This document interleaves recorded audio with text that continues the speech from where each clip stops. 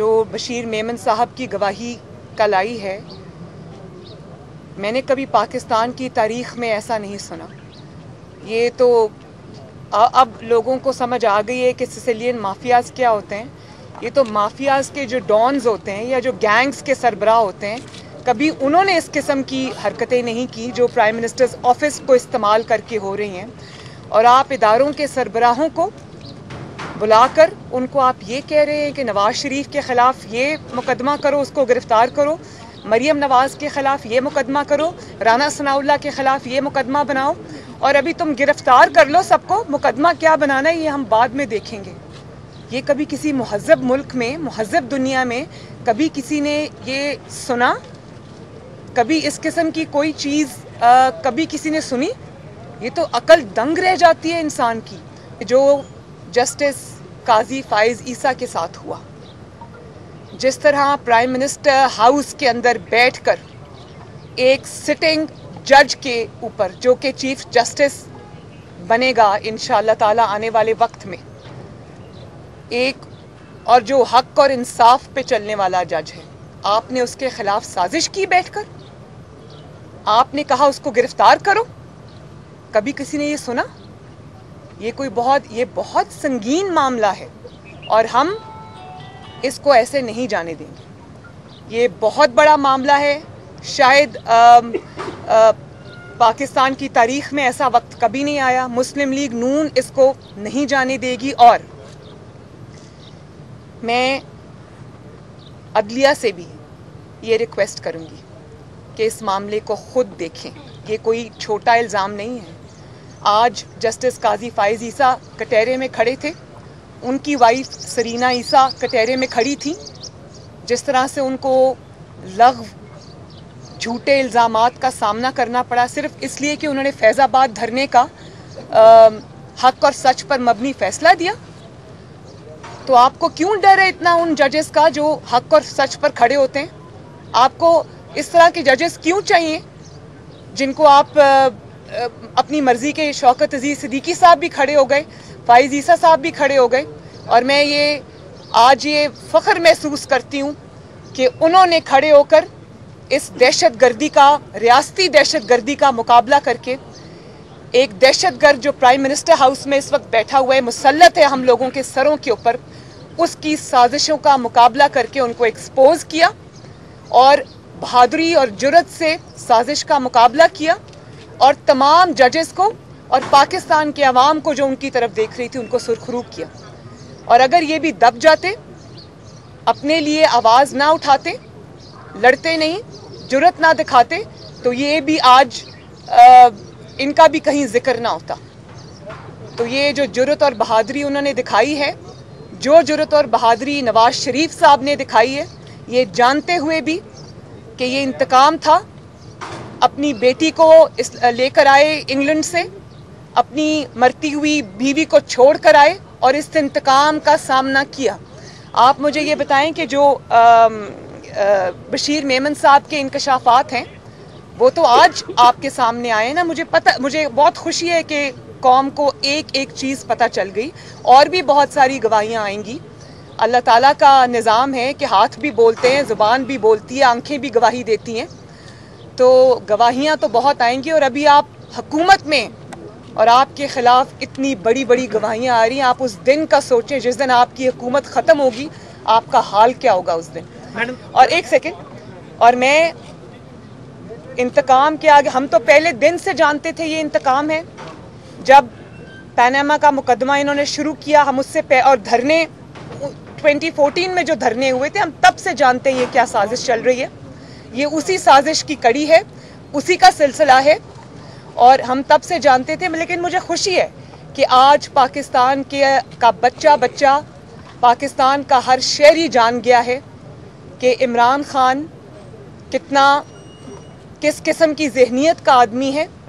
आपका वोट चोरी करके आया और मुसल्लत हुआ हमारे सरों पर, और उसके बाद उसने प्राइम मिनिस्टर हाउस जैसे जगह का, अपने ऑफिस का इस कदर गलत इस्तेमाल किया। तो ये जवाब उनको देना पड़ेगा। और मैं जुडिशरी से ये रिक्वेस्ट करूँगी कि जो काजी फाइज़ ईसा साहब के साथ हुआ, उनको तो इंसाफ मिला, आगे भी मिले, अल्लाह करे। और मैं ये भी रिक्वेस्ट करूं कि जस्टिस शौकत अजीज़ सिद्दीकी साहब को भी इंसाफ दिया जाए, उनकी बात भी सुनी जाए।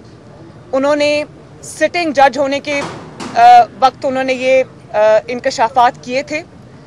इसके ऊपर जुडिशल कमीशन बनना चाहिए, क्योंकि आज अगर कटहरे में शौकत अजीज़ सिद्दीकी साहब खड़े और जस्टिस काजी फाइज ईसा साहब खड़े, तो कल को कोई भी जज यहाँ पर खड़ा हो सकता है।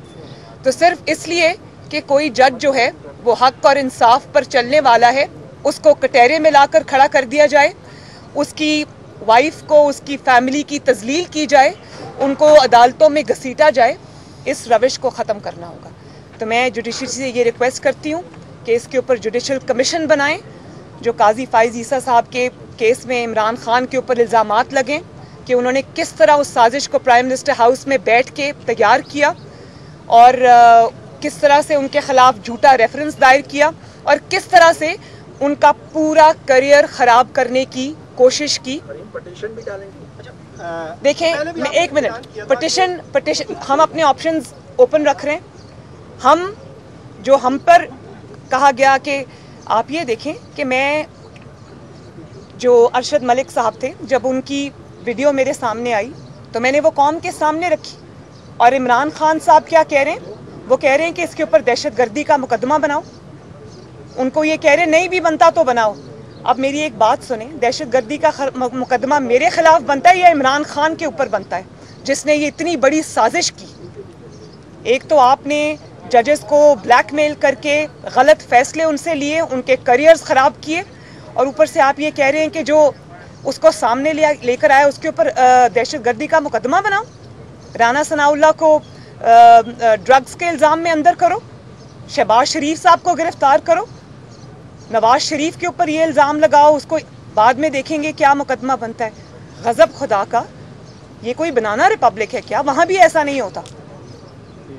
आपने जहाँ तक पिटिशन की बात की, PMLN मशावरत कर रही है आपस में, हम इसको नहीं छोड़ेंगे। ये बहुत बड़ा और बहुत सीरियस केस है, हम इसको आखिर तक लेके जाएंगे। इसी केस में 5 साल की पूरी साजिश पिन्हा है, हम उसको सामने लेके आएंगे। लेकिन क्योंकि इसमें सुप्रीम कोर्ट के एक मुअज़्ज़ज़ तरीन जज हैं काजी फाइज ईसा, इसलिए सबसे बड़ी जिम्मेदारी इस वक्त अदलिया पर आयद होती है। अदलिया खुद इसका नोटिस ले और इस किस्म के इक़दामात को, इस किस्म की ज़हनियत को, इस किस्म के इंसानों को हमेशा के लिए उन पर पाबंदी लगनी। अगर पीपल्स पार्टी इस्तीफ़ों में शामिल हो जाती तो इस वक्त तक की हुकूमत जा चुकी होती, इसलिए अब उनका ये कहना नहीं बनता। अगर PMLN या बाकी अपोजिशन इस्तीफ़े देगी और पीपल्स पार्टी इस्तीफ़े नहीं देती तो उसमें उस तरह वो जो हम उसके नताइज चाहते हैं वो नहीं आते। इसका मतलब तो इसलिए मेरा ख्याल है कि ये बहुत मुज़िका खेज़ बात है। ये मुझे इस किस्म की बातों का जवाब नहीं देना। जी मैडम, जब पीपल्स पार्टी और मुस्लिम लीग नून PDM में एक साथ कदम से कदम मिला के चल रही, तो लग रहा था कि दोनों जमातें इकट्ठी आगे भी चलेंगी, लेकिन अचानक से जो कुछ हुआ सेनेट में, उसके बाद अब मुस्लिम लीग नून को कहीं ना कहीं तो रिजेक्ट है पीपल्स पार्टी के साथ इस तरह कदम मिला के चलने पे। इसमें पीपल्स पार्टी और मुस्लिम लीग नून की आपसी ताल्लुकात की कोई इशू नहीं है। सियासी जमातें एक दूसरे के साथ इख्तलाफात के बावजूद भी चलती रहती हैं। यहाँ पर है पाकिस्तान के 22 करोड़ अवाम का मुकदमा, और उस पे मुस्लिम लीग नून, चाहे वो पीपल्स पार्टी हो चाहे वो कोई और जमात हो, उस पे मुस्लिम लीग नून इंशाअल्लाह ताला कॉम्प्रोमाइज़ नहीं कर सकती। ये उनके हकूक़ की जंग है, ये उनको इस नालायक और नाअहल हुकूमत और मुसल्लत शुदा हुकूमत से आज़ादी दिलाने की जंग है, जो उनको इतने बड़े बड़े बिल आ रहे हैं, बिजली के, गैस के, कीमतों में होशरुबा इजाफा रोज़ हो रहा है, अवाम महंगाई में, लाकानूनियत में पिस रहे हैं। तो उनके साथ इतना बड़ा धोखा मुस्लिम लीग नून कम अज़ कम नहीं कर सकता। जो इनकी हरकतें हैं, मुझे तो बिल्कुल ऐसा नहीं लग रहा कि ये बजट के बाद भी सर्वाइव कर सकते हैं। मैं हर बात में जो अकाउंटेबिलिटी का नैरेटिव है, चाहे वो मैं किसी जमात की बात नहीं करी, पूरे पाकिस्तान में वो तब तक इनकम्प्लीट रहता है, नामुकम्मल रहता है, जब तक आसिम सलीम बाजवा, जिसके ऊपर अरबों की करप्शन का इल्ज़ाम है, उनका मामला कोर्ट में नहीं आता, वो कोर्ट में अपने शवाहिद या अपनी बेगुनाही साबित नहीं करते और कोर्ट से अगर वो भागते रहते हैं तो पाकिस्तान में किसी की अकाउंटेबिलिटी क्रेडिबल नहीं है। और जहाँ मैं तो वो मुकदमा अभी भी लड़ूंगी, मैंने काजी फाइज ईसा का भी लड़ा, शौकत अजीज सदीकी साहब का भी लड़ा, तब जब मीडिया बात करने की मीडिया को इजाज़त नहीं थी।